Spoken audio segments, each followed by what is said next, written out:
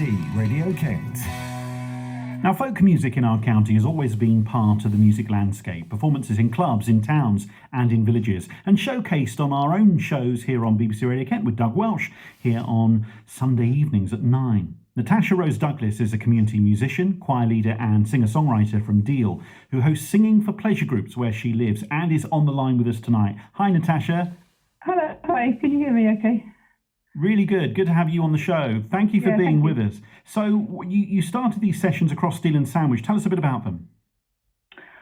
Well, they're singing groups for any ability and for anyone that would like to give singing a go. And basically, we sing songs from around the world, and then we also mix that in with singing songs that relate to our sort of local history and sort of events and poignant times that have happened in our local sort of community, and mix it up with sort of Brazilian songs and all songs from all around really, and just have a real mixture. I think that the idea of being able to talk about local stories that have meant so much to people in their world. So like the seaman strikes of the 80s, and I know very well what the effect of that was, because my dad was working out of the port of Dover as a seaman at that point, and there was so much going on, wasn't there? And you encompass that, you give us a sense of that. There's a lovely song, Pure Gold. I'm just going to play a little bit. When timbers howl and timbers growl, when landlubbers cry enough, a seaman bold will break the mold. He's made of sterling stuff. Because you're working with other songwriters from the community. Well, actually, I work with, as a group, we kind of tell stories to each other, and the songs are often inspired by people in the group who perhaps contribute something. And right. And that song there was the words were written by a member of our singing group called Jo Field, and she took the words from that Tony Benn spoke and then put them into a poem, and then I set it to music and made it an arrangement for the community choir. And so often within the group, I think, because we're the stories from the local area, they do really they almost touch everyone really. Everyone can kind of relate to them. So even within our group, there's a lot of inspiration that comes. And so they're very meaningful sessions. It's more than just singing. We end up sort of sharing sort of stories and our own personal. Obviously we all come from different angles on the same issue, but it's a sort of non-judgmental kind of look at these different times.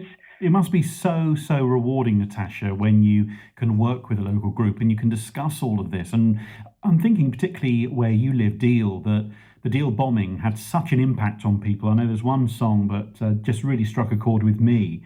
And just let's have a listen to just a moment of this. There's music in a stream where the quick water flows. Music in the trees when the wind comes and goes. There's music from the birds living in the trees. Music in the thunder, music in the sea. And where there are people anywhere at all, whether they stand or whether they fall, there'll always be music. Again, a song that Jo Field had written, and this told the story of a Sergeant J. O'Neill.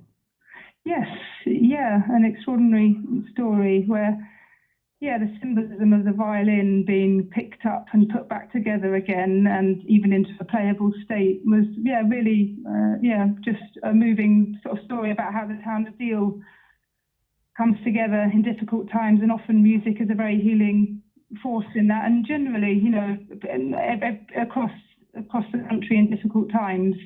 The IRA bomb, when that hit, it just devastated not only the town but also ricocheted across our country. We knew how much the bandsmen were a part of Deal and how much they were part of the community there. So to actually look at a particular story about Sergeant O'Neill and how he was nursed back to health, and I know his violin, which was recreated, wasn't it, presented back to him? Yeah. It's just I think I just feel really inspired by this, the communities coming together in times of hardship, and often that's done through music as well. Music can be the healing, factor. When you're with people, when you're there in a crowd of people, and that they start to learn to sing with you, we talk about the folk tradition of being able to express yourself. What does that feel like for you as a musician to have that, and why do you do it? Well, it feels a great privilege to be in a position where I'm sort of facilitating a group of lovely people.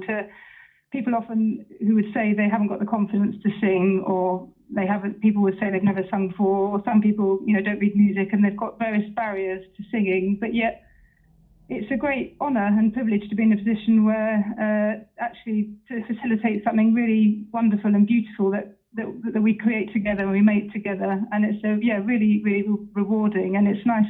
I also get a lot of satisfaction knowing that the stories are they're poignant and relevant, and they give us all an opportunity to reflect as well and to think about our own lives. And so it's really, really. I think I enjoy the sessions more than anyone else.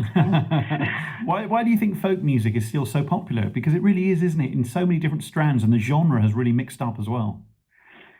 Yeah, I think it's just so honest. There's such an honest story behind the songs, and it's not about being a great singer or being a virtuoso, this or that. It's just very honest expression, often of really personal, things that have had personal experiences. And I think all the time it's got that honesty and that storytelling, and then it will always be a very important part of our culture and what we do. Singing for Pleasure, your groups run across the area. Tuesdays in Deal, 2 till 3 at the Deal Community Church. Wednesdays, 2 till 3 at the Kingsdown Village Hall. Thursdays, 11 till 12 at the Smugglers Beer and Music Cafe in Sandwich. And on Fridays, 11 till 12 at St Margaret's Village Hall. Really good having you on the show tonight to hear about what you're doing and how you're keeping that folk music tradition alive. And in your own right as a singer-songwriter, I'm sure it gives a lot of people pleasure when you perform as well. If people want to find out more about you, where's the best place to go online? Well, either natasharosedouglas.com or Singing for Pleasure. You can find the Facebook page, Singing for Pleasure. Yes. Fantastic. Really good to talk to you. Thank you for being with us tonight. It's been really interesting this week hearing the different arts that are going on across the county, and we've examined throughout the week. Here's Dermot Kennedy. It's my new release on Power Over Music.